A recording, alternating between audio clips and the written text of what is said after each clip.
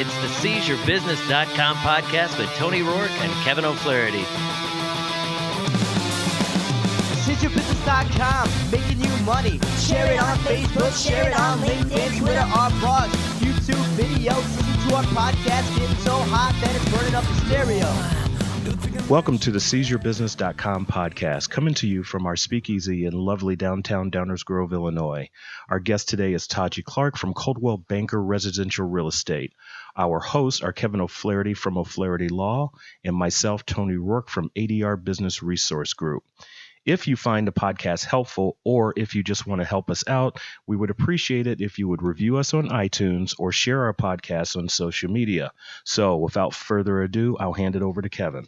Thanks, Tony. Our topic today is going to be 5 steps towards financial freedom. And let's start, Taji, thanks for being here today. Let's start by tell me a little bit about your business experience. I know it's you've done a lot of stuff in business, and I'd like to hear about everything that you're doing currently and the stuff you've done in the past. All right, so currently I'm a real estate broker. I also have done real estate investing. I have owned and still do business as a baker, and I still have, baked cupcakes and cheesecakes and all kinds of delicious goodies. And I also own a consulting firm that brokers home and business services. Okay. So what are, in all of your many business areas, what are some of the lessons that you've learned, advice that you could pass on to other business owners and entrepreneurs? I've learned a lot of lessons, that's for sure. I've taken, my share of bumps and bruises. But I guess some things that have been helpful for me were, finding a mentor and finding mentors for one, and then two, making things easy, doing a sequence of steps to help you accomplish whatever it is that you want to accomplish. If it's business success, then, there's a sequence of steps that you can follow. And you just basically model other people that have had success with what you want to do and follow the steps. And typically that generates the outcome that you're looking for. So in episode 5, Tony, we talked to Scott Mathis about finding a mentor. Mm-hmm. And I want to hear a lot more about your sequence of steps. But let's start by how did you go about finding a mentor for yourself? Okay, so let's say, for example, with real estate, I'm with Coldwell Banker now. I chose Coldwell Banker because of the resources and the tools and the training and all of that. But at my particular office, and this goes for any industry, anything, there's always a top producer. There's always somebody that carries the business or does the best in a particular area. So, I linked myself with that individual. I just basically said, but teach me what you know. I'll give you whatever resources I have. I'll, in exchange for you helping me, I'm good with social media. I'm good with, building brand, good with marketing. I've done a lot of that, in my career. So I said, I'll help you with marketing if you, teach me and show me, what things I need to do to build my real estate business. So. And how did you go about getting the knowledge from that person's brain into yours? Was it just sitting down over beers and talking, or was there actually a process where you were taught certain things and you got together regularly? Yeah, I would sit down with her and I would say, just any question I could think of. She probably got sick of me at some points, but she was very gracious and very humble and easy to talk to, down to earth. And I would say things like, what are some things that you do on a regular basis that have helped you get to the level that you're at now? And she would tell me, do open houses, sit floor time, contact your sphere of influence and reach out to them regularly, not just to talk about real estate, but just to see how they're doing, find out where they are in life, and then maybe you can help. So, I just took hold of the information that she gave, and I just tried to implement it as best I could, and it's resulted in every year in succession me having the best year in real estate than the previous year. So, and how many years have you been in real estate? I've been in real estate for almost 10 years, and I've been at Coldwell Banker for about 3, almost 4 years. Okay, cool. So once you guys had that initial couple conversations about, what your mentor was doing to be successful. Did you have, regular follow-ups? Did you check in and continue to go back to your mentor and touch base? Yeah, ultimately she asked me to, she has a team, so ultimately she asked me to join her team. So now, I see her and, sit with her and chat with her, and, we bounce ideas off of each other regularly. She bounces ideas off of me with regards to marketing and social media and, all of that. And I bounce ideas off of her. She's been in the business for almost 30 years. And so that's just a wealth of knowledge that she is able to give. So we help each other out with that. So it sounds like. Oh, go ahead, Tony. No, you first. No, well, what I'm hearing is that, a lot of people's hesitation in getting a mentor is you don't want to be just kind of asking for help without giving anything in return. And you want to be respectful of people's time and not be just someone that's a leech on somebody's knowledge. But what you're doing is you're doing a little bit of quid pro quo. You're mentoring her in certain aspects, and she's mentoring you in other aspects. And it seems like a really good symbiotic relationship. Yeah, one of the things I've learned is that the business world is all about value and reciprocity. So, you just build value. Don't always worry about what the reciprocal effect will be. Just build value. Take whatever it is that you have a talent at and give it to the world, and then it just comes back to you. That's just one of the things I've learned. That's something we've heard a couple of times on this podcast. That's another one of those reoccurring type conversations we just keep coming up with. The abundance mindset versus the scarcity mindset. If you do enough good for people, the universe will reward you. Yeah. Not in the karmic way, but you'll just get paid back for all that good you do. And I think one of the really cool things that came out of that conversation, but not explicitly, you were obviously smart enough that you knew to just ask questions and shut up. Right. Okay, because you don't know everything, right? Who does? So you found a smart person. Right. You asked question. You gave her value. And obviously it worked. Well, one of the things I learned is you really can't learn anything by talking. You learn by asking, and listening. So, that's what I did, and it's been helping a lot. Good. So you were talking about a step-by-step process that was the other thing you learned early on. Right. Tell me about your process. So, I do a lot of personal development and, listening to audios and reading books and all of that. I'm a firm believer in always building one's self and learning and growing and all of that. So one of the people that I listen to is David Bach. And so David Bach has a series of books and, they are all, talking about finishing rich.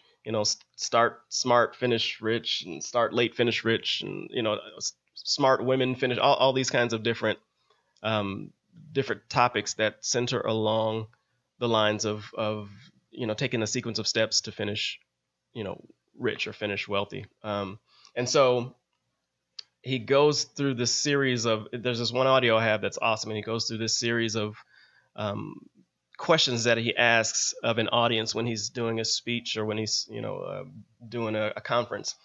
And so the first thing he says that he starts out with is he asks, do you want to be rich? And then all of a sudden who wants to be rich, everybody's hand goes up in the air. But he said the real question, the question behind the question is why?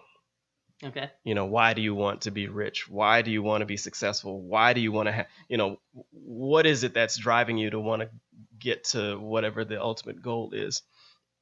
And so you have to have a why, because that why will help you accomplish. If you don't have a why, if you don't have a reason for going after what it is you're going after, then, when you come up to the challenges that you'll face, when you come up against adversity, you won't have the strength, the mental strength, the emotional strength to stick it out no matter what. But if you have a why, whether it be, you want to create a legacy for your family, or, you have a sick parent, or, that you want to retire, or just any number of things. Everybody has their own reasons for what they do, but it has to be strong enough to carry you through the tough times and make you persevere. The second thing he says, or he asks, is, do you pay yourself first? There's also another audio book that I've listened to. It's called, what is the name of this? The Richest Man in Babylon. Okay, so Richest Man in Babylon, it's a parable, and it talks about, paying yourself first, and it, goes through a sequence of steps similar to David Bach's steps, but do you pay yourself first? And he recommends paying yourself 10% of your own income and doing it automatically the same way that, if you go to a health club, they automatically do withdrawals from your account. So he says doing automatic withdrawals into, some sort of a savings or some sort of an IRA or some sort of a, retirement account or something like that, that is allowing you to pay yourself first.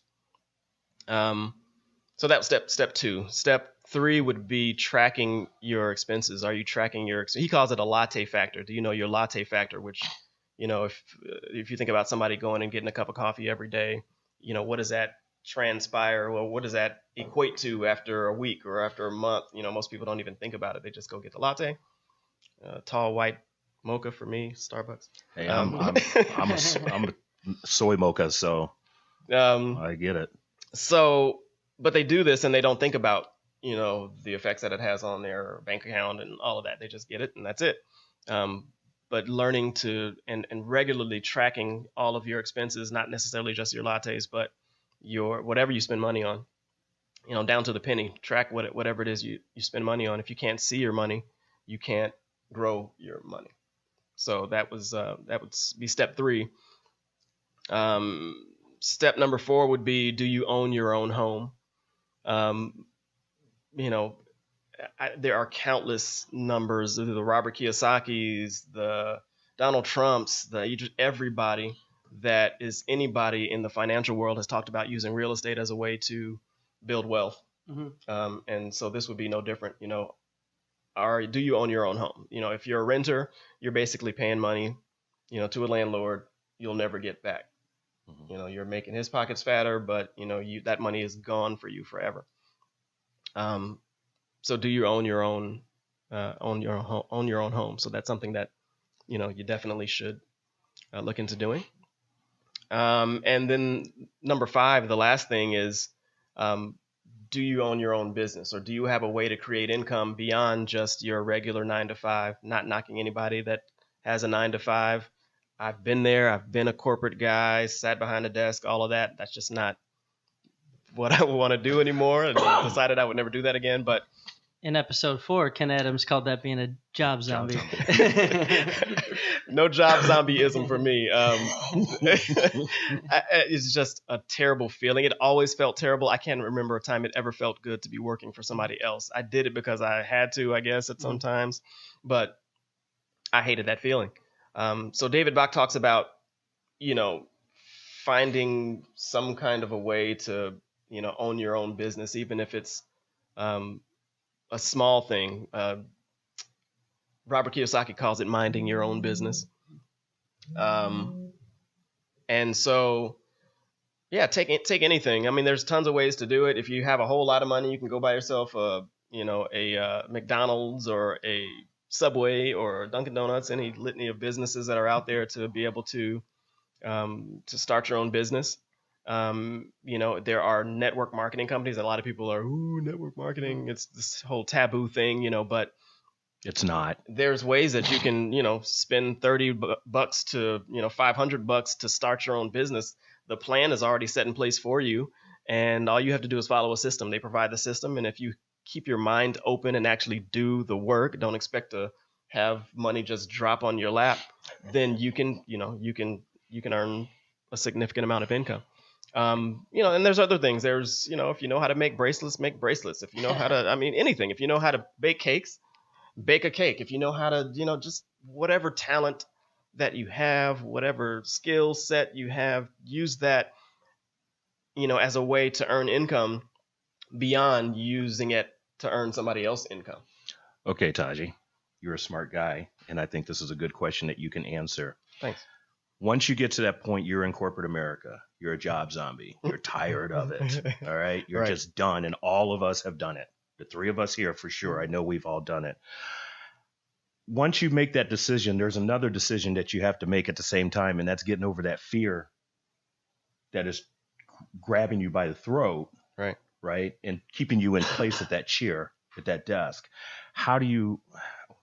What kind of advice would you give somebody that's right on that cusp? Because I know Kevin and I believe that whoever's watching this either own a business or want to own a business. And we talked about in previous episodes that there's a lot of people that want to do it, but just They just can't find the gumption. They need to jump. That goes back to the first step, the first tip. You start with your why. Okay. If you don't have a strong why, you will never jump off that ledge. You just won't do it. Your why is not strong enough. So if you're not doing it, that just means your why is not strong enough. And so you have to find what it is about what your future looks like to you that will make you jump off that ledge. Start small. I mean, do something. Start small. Keep your full-time job, but start minding your own business also. I agree. For me, the realization was on my honeymoon. We started talking about having kids and wanted my wife to work part-time or not have to work. And the realization dawned on me that somehow in the next 3 years, I was going to have to double my salary. And that just wasn't going to happen by asking my employer for a, 100% raise. So, I wanted something more out of life than what my job could give me. And, that made it not an easy decision, but it was the why for, why to leave the comfort of an okay job and, do something a little bit more risky, but that had a higher ceiling of reward. Right. Yeah. Robert Kiyosaki talks about the 3 motivators for people, and I forget what order he puts them in, but one is wanting to be secure, one is wanting to be comfortable, and the last one is wanting to be rich. And I think that's actually the level or the sequence that most people take first. They want to be secure first. Mm-hmm. They want to know that their bills are paid and that they can have a place to sleep and all that kind of stuff. And then they want to be comfortable. So they want the comforts, the creature comforts, the ability to be able to go buy yourself a latte anytime you want, or, whatever, the car, all those things. And the final thing is to be rich, but for a lot of entrepreneurs, the first thing they want to do is be rich. And so they're willing to risk not being comfortable and risk not being secure so that they can accomplish being rich. And that is a great point. I think that keeps people trapped at the desk because we're all afraid of discomfort at some level. Right. And I don't know about you guys, but just making that decision to get out from behind that desk, that was very uncomfortable. Still is some days, to be honest with you.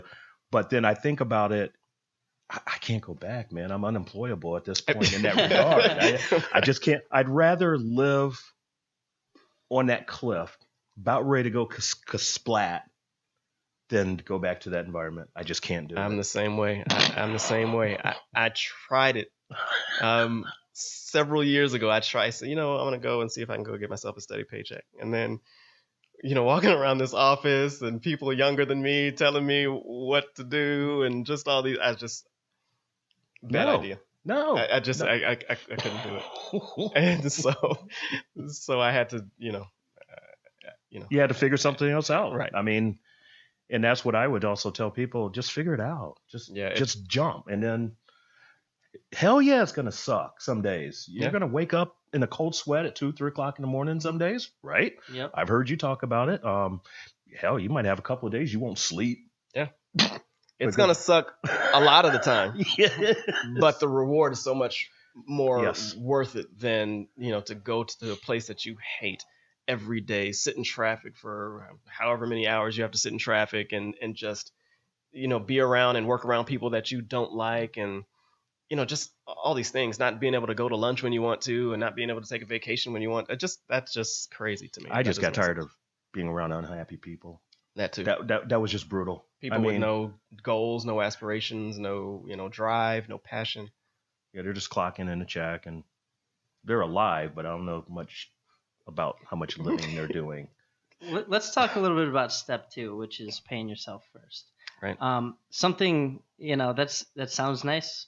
Mm. And when that's really hard to do when you first start a business. Sure. And something that I think about is when you get started on your business, you've got your why, you've got your big vision of what the business is for, what it's going to add to your life. Right. But then you've got your goals in the business, and your baseline goal is your minimum acceptable results. Mm-hmm. If your business doesn't achieve these results within X time period, then you've got to fold up and go get a job somewhere, build capital, and start over again. Mm-hmm. So that when you start your business, your minimum acceptable results might be just, pay my mortgage along with my wife's salary, and just, even if I'm not making any money, as long as I'm seeing some sort of positive traction. But as your business grows, your minimum acceptable results shift. Mm-hmm. And that's where you get to the point where, my minimum acceptable results have shifted from, hey, being able to pay payroll without taking a paycheck to expecting to get paid my part of payroll every week, and that's where and having enough to save 10%. Right. So sometimes when you're just starting a business, it seems like it's unrealistic to say, right when I'm starting, I plan on being able to stash away 10% for myself, because you can't sometimes. Right. But you need a timeline of how long can I persist without saving? How long can I keep putting my money into the business versus the business paying me money? And as the business progresses, the goalpost will shift as to what's the minimum acceptable results for my business. And just before I give up the floor for a second, and then the other 2 goals are what does success look like? Right. In the short term. Success in the short term for me right now is above and beyond my paycheck, having the business turn some sort of profit. And then what's your big entrepreneurial dream? Well, that might be, not working at all and just having more money than you can, know what to do with. But when someone asks how much money do you want your business to make, it's not that easy. You've got to break it up into the 3 categories. What's the minimum amount where it's not failing? What would be a good year? And then where are you trying to ultimately get it? Yeah. I think, and it goes into everybody's comfort level. What's comfortable for one might not be comfortable for somebody else. So, if you were to call your mortgage company and say, I don't have the money this month, I'm going to give it to you next month. They're going to start calling you all the time. There's going to be, it's that serious. And so, as far as paying yourself first and taking that 10%, you have to be that serious about your 10%. But, so that might not be comfortable for some people. I think, like Robert Kiyosaki said, he'd rather be rich. So he saved that 10%. He saved whatever percentage it was, even though it wasn't comfortable. And he found a way to make sure he paid all his other bills and continue to grow that. So I think, and that's why David Bach recommends having it done automatically so that you don't touch it, having it just automatically come from your account, an automatic withdrawal, something that you don't even see. When you're a corporate zombie, job zombie, what was the term? It was job zombie. When you're a job zombie and you pay your 3% and your company matches 3%, at first, you're like, I'm going to pay 3%, and it feels weird and you don't know where that money's going to come from. But ultimately you end up not thinking about it. It's just gone. And so you just learn to live without it. Same concept with paying yourself first. You just let it happen automatically. You learn to not even see it, you learn to live without it. And, just, I guess, build on it over time. So maybe what you're talking about is setting that savings as a minimum acceptable result for your business early on. Because there's 2 times in my business that I'm going to actually be working nights and weekends. It's either when I'm on the cusp of something big and I know if I just push through, like with this podcast, I feel like if we do this right, something great could happen. Or it's when my business is in danger of not meeting my minimum acceptable results. So, otherwise I'll work my 9 to 5. And I think it's important to have, a balance in your life. But if you set that benchmark where my minimum acceptable result is to pay what I need to pay my bills and save 10%. And then if you're below that red line of making that, then that means you're going to be working harder and pushing a little bit harder. Right. And if that is all fed into your why, your reason for doing everything, then you don't mind working a little harder to meet that result. Absolutely. But one of the things I'll definitely say about you, Kevin, is that you have figured out a balance. Because you're very, very adamant. You're done at 5, so you can be with your kids. Well, that's my why. I know, and that's exactly why I brought that up, because that's everybody's got their like you said earlier, everybody's got their different why. I mean, right. My why, and we've talked about this in a past episode. I think it was with Doreen. Patty. Yes. Yeah. But my why informs my business decisions. Yes. So if the whole purpose of my business is to give me time with my family and the freedom to spend time with my family, it doesn't make any sense for me to go to a cocktail hour that I'm not hosting unless there's a huge return on investment, unless I'm going to close some big client, which has never been the case for any cocktail hour.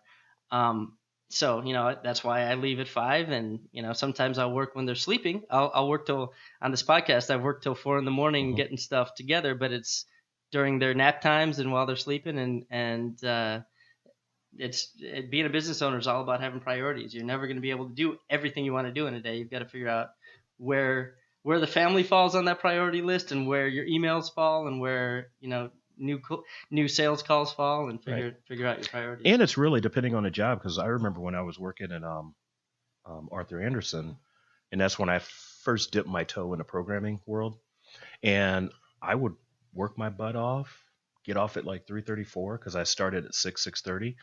I'd go home, play the kids, dinner, and then start right back up at work again. So my point is you can do that as a job zombie, or you can do that for yourself. You're still going to do it.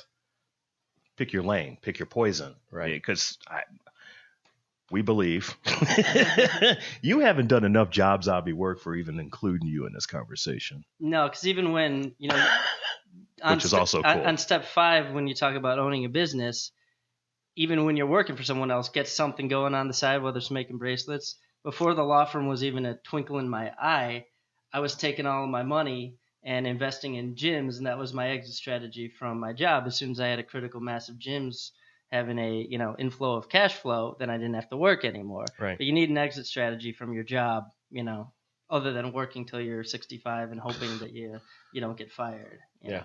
And hoping that you get a pension now. Yeah. For me, it was real estate. I just, I worked, full time as a marketing guy for a medical imaging company. And, on the side, I started, figuring out how to buy properties and, flip properties and, have renters and all these things. So, that was one of the things that was my exit strategy at the time. When did you, you said you had a baking business? I did. I had a store, a physical store. It was called Desserts du Jour. When did that get removed from the strategy? So I had a storefront, and that part was cool. It was cool to say, I have a storefront, come to my store and check out my, check out all my desserts, check out the store, all that stuff. That was nice. What turned me off about having a brick and mortar type of business was I didn't like, well, for one, I was running everything. I was the baker, I was the delivery guy, I was the marketing guy, I was the, cashier, I was just everything. And then I ended up hiring folks, and nobody cared about the business as strongly as I did. Okay. So when the cat was away, the mice would play, I'd come in and, somebody's on their phone or on the computer and all that stuff. And, I don't like to be firing people, and I'm just not that kind of guy. So I didn't want to have to deal with that. It just became overwhelming. It was the overhead, the dealing with, all the day-to-day things that started making the baking part of it not as much fun. So, I decided to close the store down, and now I can bake whenever I want to, if I feel like it. If you feel like it. And make money that way. Nice. Yeah. You looked like you were going to say something. No, I'm good. No, I'm good. We were talking a little bit about, I mentioned that the only 2 times I'll work late nights is when I'm working on something big I'm excited about, or when I'm not meeting my minimum acceptable results. I'll tell you, it's a lot more fun. It's a lot more rewarding to be up till 4 a.m. working on something you're excited about and taking your business to the next level and big picture strategy than it is to, oh crap, I have to make payroll next week and I better crank out some extra hours in order to get this done, or find a way to repair my business. But when you're first starting, you're always going to be working more on the, oh crap, timeline. And I've noticed that, with getting this podcast launched, we'll fluctuate every day. Half the day will be like high up in the new and noteworthy list on iTunes, and then the second half of the day will pop down to like number 35. And then as we've gone on, we still fluctuate, but it's less of a fluctuation and more towards the high end. And that reminds me of how my business went, where, you'd have your old crap moments, and then you'd be working on something exciting, and, it would fluctuate between the two. But as you fix your business and go through different iterations of your business and get better at it, you spend more time fluctuating still between old crap and working on exciting ideas, but it's much more in the fun, exciting ideas sphere than, the are we going to make payroll this week sphere. Sometimes it feels like, for me, it feels like a lot of times there are some days I'm on a cliff. Sometimes you can just look over the edge and you go, and then sometimes you're on the edge and it feels like something is pushing you right over that edge. Yeah. You're always going to be on the edge though. So it's just really structure everything in such a way that you're on the edge looking over because you want to be on the edge and looking over, and not because of some name it behind you pushing you that way. Darren Hardy calls that feeling the entrepreneurial or entrepreneur roller coaster, where you're going to have your up days, you're going to have your down days, you're going to have some times that are really exciting, you're going to have some times that are scary, you're going to have some times that are boring, but it's all part of being an entrepreneur. And he talks about keeping the bar down, keep your expectations low, strive for success, strive for greatness, strive for whatever it is that that is important to you, but keep the bar down. Don't let the successful times weigh too heavily, and don't let the down times weigh too heavily. Just keep an even keel. And that's good advice. That's something I've struggled with, because I'll go through a quarter where, the firm's making a ton of money, and now we can do all these new initiatives, and I've got all these great ideas that I'm trying to employ, and then we'll hit a road bump. And it won't be the type of road bump I had 2 years ago where it's like, okay, I'm not taking a paycheck for a while. I'll still get my paycheck, but the sales team isn't coming together the way I want it to, so I've got to reboot that idea and restart.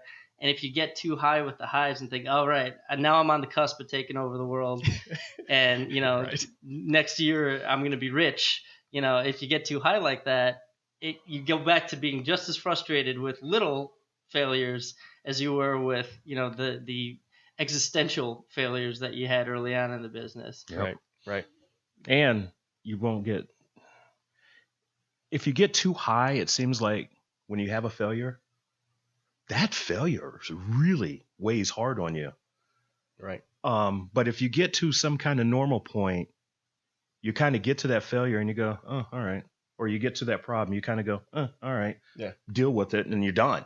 Right. But if you're too high, for some reason, our brains are so whacked out that if you're too high on enthusiasm and you come across this pin of a problem, but it actually feels like the laptop of a problem, it'll trip you up. And I've never figured that one out. I don't think I can, but just keep the bar down. Just keep it down. Low. Yeah. Stay even. To me, it's building your infrastructure. It used to be that every time an employee quit, it would be a nightmare for me. And it would be, oh crap, we got to find somebody, and I've got to take on that role. And now, with a stronger infrastructure, with written systems in place, with enough people working for me that someone can fill in, it's an employee quits, and I ask my office manager to find someone and train them, and it's not really even a hiccup in my day. Hate to lose good people, but it's the things that would have been major problems 2 years ago with a good infrastructure are much less of a problem. No. Now you're taking on bigger. If you're a real entrepreneur, you're always trying to take on bigger and bigger bites of the pie and new tests. So you're going to have different types of failures and different types of roadblocks to overcome. And there's a lot of times, again, with this podcast, this is an area we've never dealt with before. And I felt like I had the tools to deal with my past business problems, and I had to create a new tool set to, learn how to do this successfully. Mm-hmm. And it's, although if this whole podcast were to fail tomorrow, it wouldn't be an existential threat to my family's well-being. Of course. Right? So it's kind of, it's like the stock market chart. There's going to be ups and downs, but you want to see it in an upward trajectory. Yeah, as long as that arrow is going up and to the right. Yeah. Life is good. The down should be higher from the left. I want to, I know we're past our normal half hour, but I want to talk about, I believe step 3 was keeping an eye on your expenditures. Right. Tracking your expenses. How did you go about doing that? Did you have a budget program? Yeah. So when I first started doing that, I just wrote it down. I had these spreadsheets that I created, and I just wrote everything down, and I mean to the penny. If I spent 1 cent, I wrote down 1 cent. Where I was just that crazy. But I had to be fanatical about it because my mentor at that time told me, track your expenses. You need to know if you can't see your money, you can't grow your money. Mm-hmm. It's like trying to water a tree in the dark. You're walking around with this pot that you're trying to figure out where this plant is, and you can't grow it because you can't see it. So I tracked everything. Today, there's so many different tools that you can use. There's Mint, and there's just a widespread list of tools that you can use to help you with that. I think the most popular one, or at least the one that I use, is Mint. So that allows you to be able to track your bank accounts and your credit card accounts and your spending and all of that stuff. So in today's time, this day and age, I'd recommend using some sort of an app or something that makes it easy. But if you're old school, there's nothing wrong with writing it all down and keeping track of it that way. When Scott Mathis came in and started helping me out with my business back in August, one of the first things he did was took a look at my merchant service fees. And he said, you're paying, I forget what we were paying, but it was like 2.5 or 3%. He's like, if we can bring this down by 1 percentage point, you're going to make $20,000 more this year. And I was always of the philosophy, like, you know what, if I can build a good machine here and get enough business in and process that business, the expenses, I'll address that later, you know. Mm-hmm. And I didn't realize I was costing myself, $20,000 a year by not really examining if I could reduce this particular expense. Sure. So that's just kind of an everyday example of that's, one thing that you wouldn't think of, reducing merchant service fees by 1% can have a big return. So if you examine all of your costs, your business expenses that way and see where you can cut it out, a penny saved really is a penny earned, and right. You can work a little less hard to make more money to make up for those extra expenses. Absolutely. Anything else you want to add, Taji? I'm going to be like Nike and say, just do it. If you're thinking about, if you're sitting on the fence, if you're somewhere at a cubicle or somewhere at a warehouse, if you're somewhere, on a construction site, whatever it is, and if you are thinking, I'd rather be somewhere else, I hate this, I cannot stand this, I should be doing X, Y, Z, then take a talent, just explore what you're talented at, and take a risk.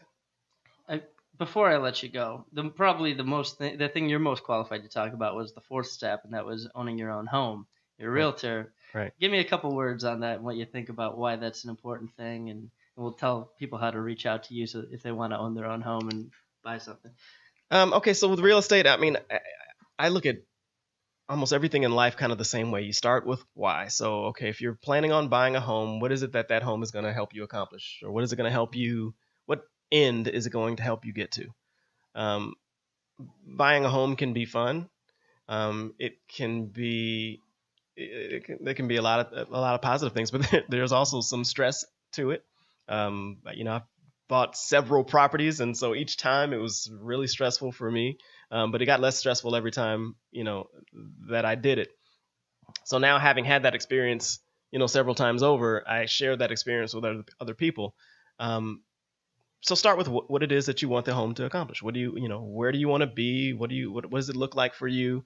And so you use that as the fuel to help you get to, where you want to be. There are going to be some bumps along the way. There's the mortgage process, and there's all kinds of things that will come up that can seem stressful. So Make sure that you get qualified professionals to help you with every aspect of it, from the legal aspect of it, to the mortgage aspect of it, to the finding a home aspect of it. Get some people that you trust, and work with those people. Trust them to do their job, and you focus on the fun part, which is shopping for a house. If someone wants to hire you to help them find a house, how can they reach out to you?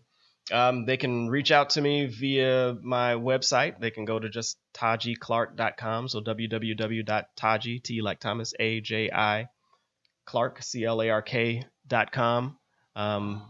Email by tajihclark1@gmail.com.